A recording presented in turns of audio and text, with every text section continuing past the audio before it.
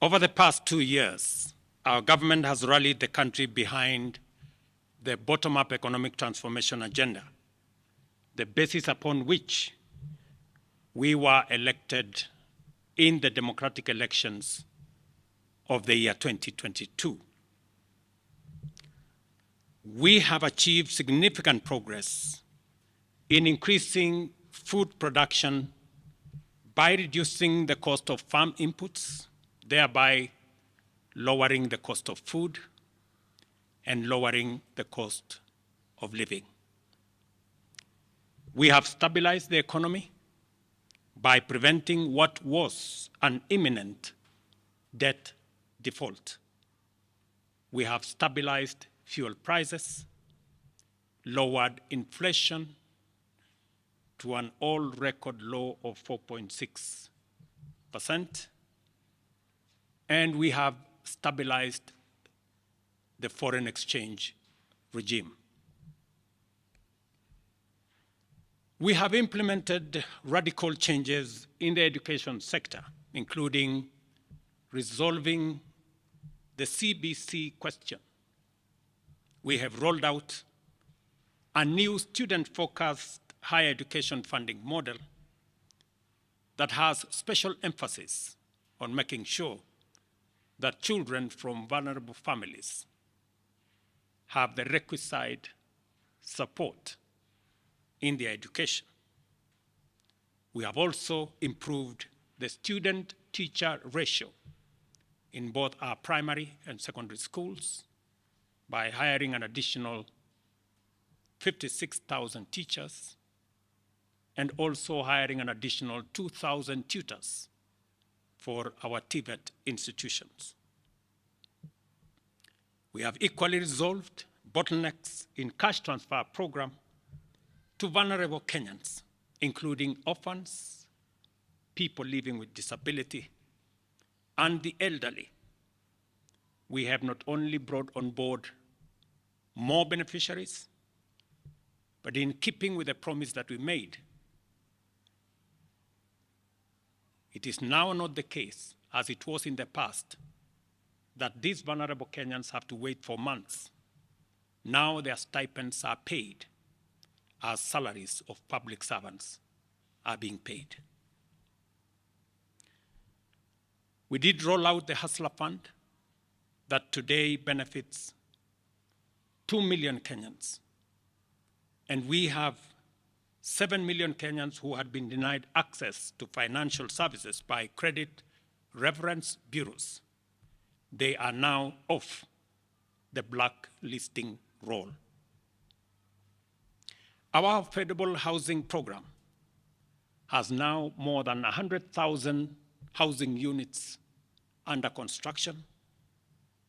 The first cohort I will be launching in a couple of months to new homeowners. And we have 160,000 young people across Kenya that are employed under this program. To expand manufacturing, value addition, and agro-processing as a key contributor to job creation, 18 county aggregation and industrial parks and 6 new special economic zones are under construction across Kenya. And at the same time, we have 200 fresh produce markets. Our digital transformation agenda is also on course with 17,000 government services online, while we have 274 digital hubs across Kenya with 152,000 students and digital workers in our TVETs and also in digital hubs in different parts, up and running and giving young people an income. Our universal health coverage plan has already onboarded 107 community health promoters, and the process of registration for our social health insurance fund is ongoing. on its way to launch on the new date of 1st of October 2024 that will make it possible for every Kenyan to have a health insurance and for those suffering from critical illnesses to have access to the Critical Illness Fund, making it possible for every Kenyan to have access to treatment without the burden of having to fund it.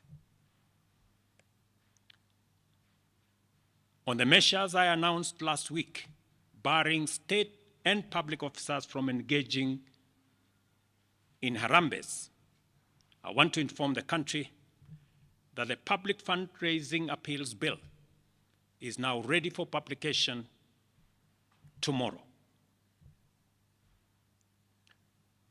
However, even with the progress we have made, I am acutely aware that the people of Kenya have very high expectations of me.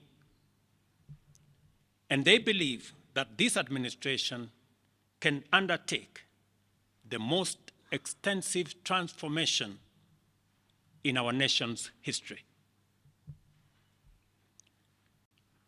Recent events that necessitated the withdrawal of the finance bill, which will require a review and reorganization of our budget and fiscal management, have brought us to an inflection point.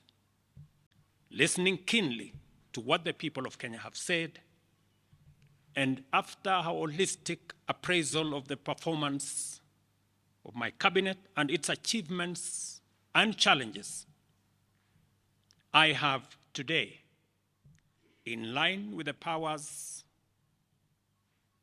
given to me by Article 1521 and 1525B of the Constitution and Sections 12 of the Office of the Attorney General's Act, decided to dismiss with immediate effect all the Cabinet Secretaries and Attorney General of the Republic of Kenya, of the Cabinet of Kenya, except the Prime Cabinet Secretary and Cabinet Secretary for Foreign Affairs and Diaspora Affairs.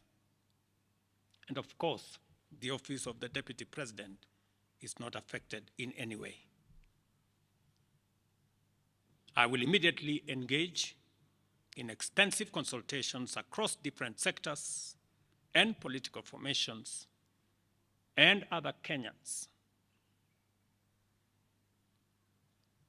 both in public and private, with the aim of setting up a broad-based government that will assist me in accelerating and expediting the necessary, urgent, and irreversible implementation of the program that we have, including other radical measures and programs to deal with the burden of debt, to explore raising domestic resources and revenues, expanding job opportunities, eliminating wastage and unnecessary duplication of a multiplicity of government agencies, and slaying the dragon of corruption, consequently making the government of Kenya lean, inexpensive, effective, and efficient. During this process, the operations of government will continue uninterrupted under the guidance of principal secretaries and other relevant officials. I will be announcing additional measures and steps in due course.